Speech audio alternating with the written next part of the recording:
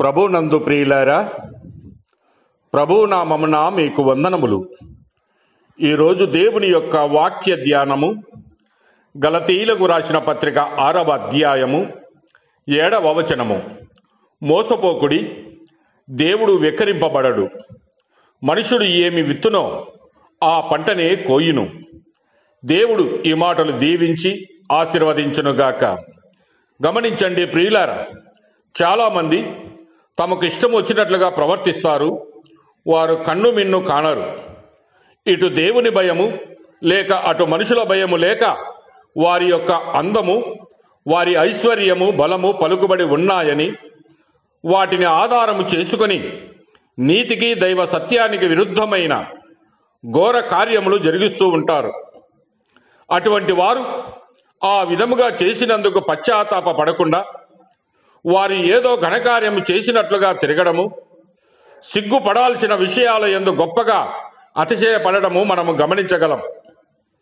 వారు తమ జీవితానికి న్యాయము తీర్చే న్యాయాధిపతి అయిన క్రీస్తు ఉన్నాడని వారు ఎరగరు. కొరింథీయులకు రాసిన 2వ పత్రికలో 5వ అధ్యాయం 10వ వచనములో, ఎందుకనగా తాను జరిగించిన క్రియల చొప్పున అవి మంచివైనను సరే చెడ్డవైనను సరే దేహముతో జరిగించిన వాటి ఫలములను ప్రతివాడును పొందునట్లు మనమందరమును క్రీస్తు న్యాయపీఠం ఎదుట ప్రత్యక్షము కావలేనని వాక్యము సెలవిస్తూ ఉన్నది. దేవుని గ్రంథములో మనం గమనించినప్పుడు మహారాజు అయినటువంటి దావీదు బత్షెబా, ఉరియా విషయాలలో తప్పు చేయగా దేవుడు దావీదును కూడా విడిచిపెట్టలేదు.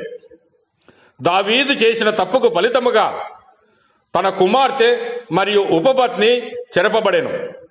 అంతేకాక ఉరియా హత్యకు బదులు తన కుమారులైనటు అమ్మోను, అబ్షాలోము హతులైనారు.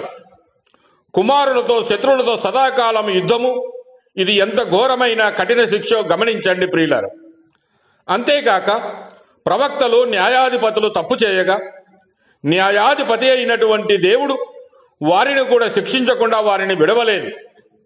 కీర్తనలు 94వ కీర్తన 2-3 వచనాలను మనము చూసినప్పుడు, భూలోక న్యాయాధిపతి లెమ్ము, గర్విష్ఠులకు ప్రతిఫలమిమ్ము, యెహోవా భక్తిహీనులు ఎంతవరకు ఉత్సహించుదురు, భక్తిహీనులు ఎంతవరకు ఉత్సహించురని వాక్యము సెలవిస్తూ ఉన్నది.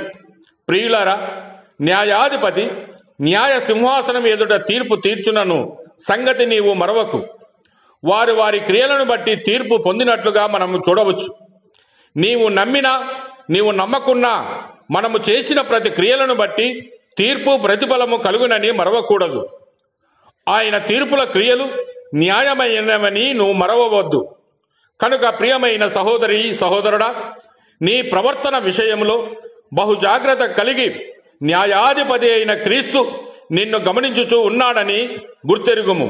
కనుక నీవు జాగ్రత్త కలిగి జీవించుము.